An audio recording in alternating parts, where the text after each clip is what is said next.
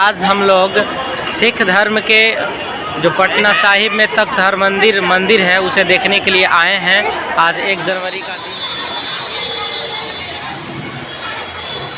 कुछ समझते हैं यहाँ पे इसके ऐतिहासिक तथ्यों के बारे में। बात करें तो क्या कला है वो खूबी, और ये प्योर कोई अच्छी पत्थर से बनाई गई है। यहाँ पे इतनी भीड़ है और सबसे बड़ी खास बात है कि यहाँ के जितने भी लोग हैं सब हम लोग दर्शन करने के लिए कतार में खड़े हैं। इतिहास में कितने महापुरुष और कितने बड़े बड़े विद्वान पैदा। सौभाग्य हुआ मेरे लिए तो सौभाग्य का ही बात है कि आज हम लोग 9 वर्ष के शुभ अवसर पर। हेलो नमस्कार साथियों, स्वागत है आप सभी को एक बार पुनः हमारे चैनल में। और आज हम लोग सिख धर्म के जो पटना साहिब में तख्त हरमंदिर मंदिर है उसे देखने के लिए आए हैं।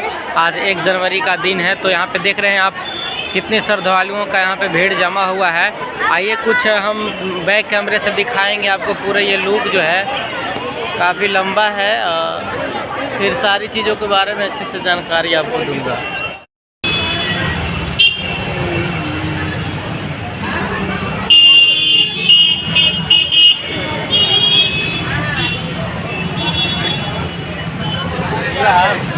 चलिए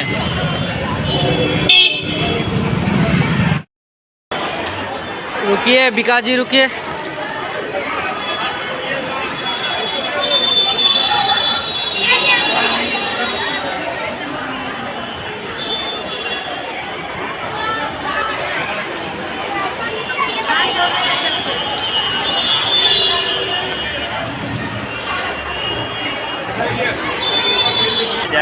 पीछे कर लो, कर लो भैया, आगे आगे।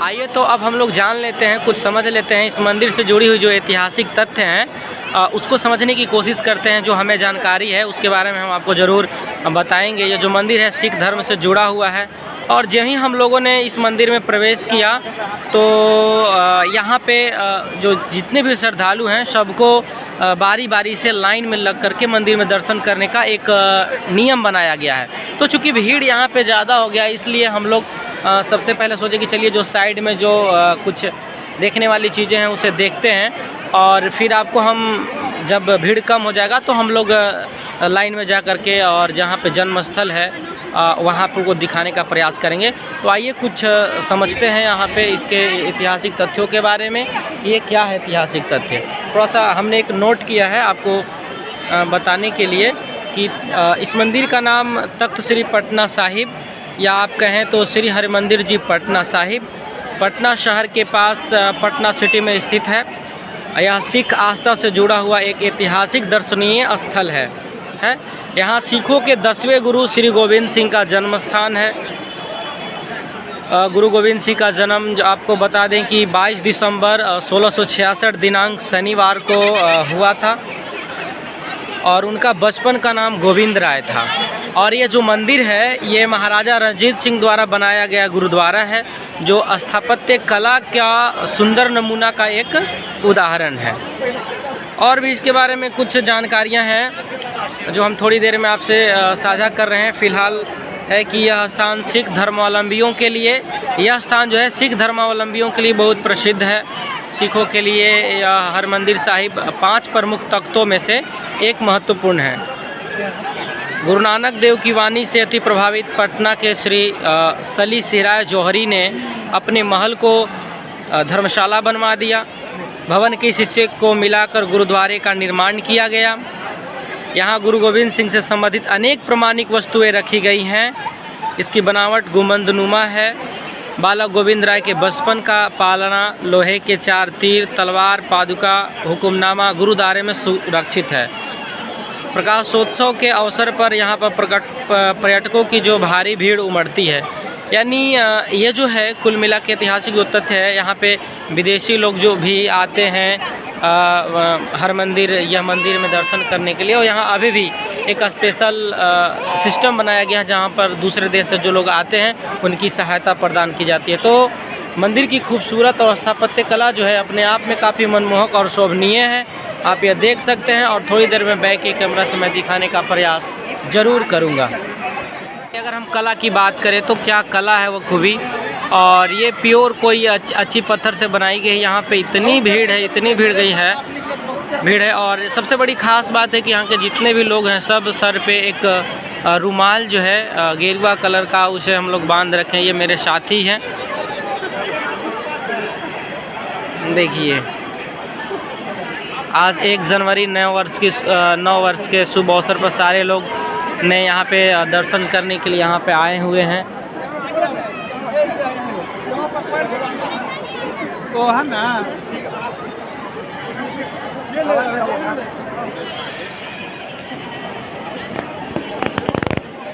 को भी आज सौभाग्य हुआ, मेरे लिए तो सौभाग्य का ही बात है कि आज हम लोग 9 वर्ष के शुभ अवसर पर चूँकि पटना में ही रह रहे थे तो हम लोगों ने निश्चय किया कि आज हम लोग क्या करेंगे कि जो तख्त हरमंदिर साहब जो मंदिर है वहाँ से जाएंगे और उसे घूमेंगे, उसे देखेंगे, उसे परखेंगे, वहाँ से कुछ जो भी सीख मिलेगा उसे अपने समाज में समाहित करेंगे।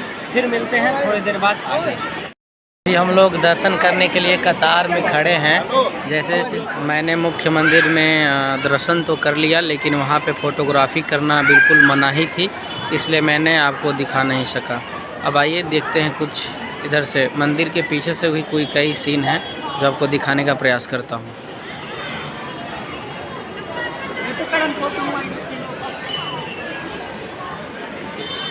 इसमें ही जो सामने मुख्य द्वार दिख रही है वहाँ पे, ये वहाँ पे उसी के अंदर है उसमें।